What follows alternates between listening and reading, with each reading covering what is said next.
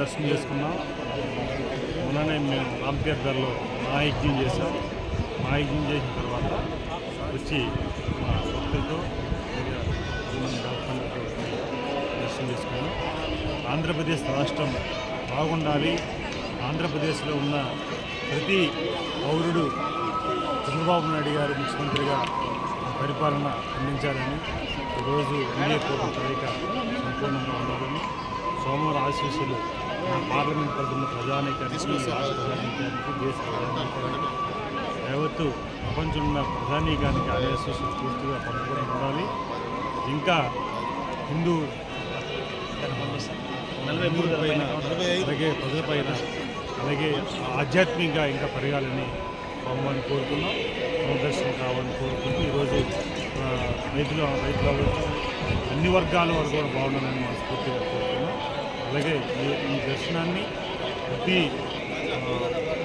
అన్ని వర్గాలు కూడా వచ్చి ఆశీర్వాదం తీసుకోవాలని మనస్ఫూర్తిగా స్వామివారిని కోరుకున్నాం. దర్శనం చేసుకున్నాం. మొన్ననే మేము రామతీర్థంలో మహాయజ్ఞం చేసాం. మహాయజ్ఞం చేసిన తర్వాత వచ్చి మా భక్తులతో దర్శనం చేసుకున్నాం.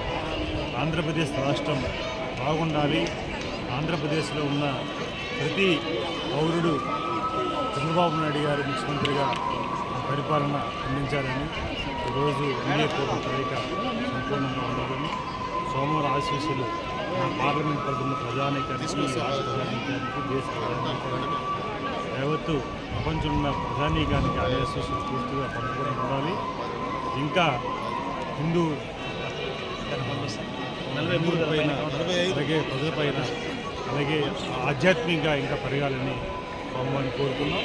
సందర్శనం కావాలని కోరుకుంటూ ఈరోజు రైతులు అన్ని వర్గాల వారు కూడా బాగుండాలని మనస్ఫూర్తిగా కోరుకున్నాం. అలాగే ఈ దర్శనాన్ని ప్రతి అన్ని వర్గాలు కూడా వచ్చి ఆశీర్వాదం తీసుకోవాలని మనస్ఫూర్తిగా స్వామివారిని